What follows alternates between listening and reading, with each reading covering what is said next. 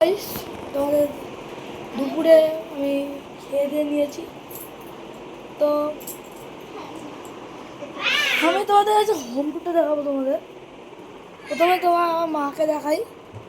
তো তোমরা জানে, অনেকজন জানেনি আমাকে। মায়ের চ্যানেল ছয়লি যত রুদ্র ব্লগে চেনে নিই আমাকে, কিন্তু তাহলে তোমাদের একবার দেখিয়ে দিই। এই মা, মাই বলেছিল চ্যানেলটা খুলতে। বনু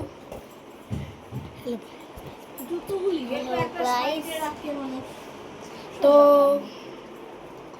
আর তোমাদের দেখাই এই যে টিভিটা মানে কি শব্দ হলো, তোমাদের এটা দেখাই।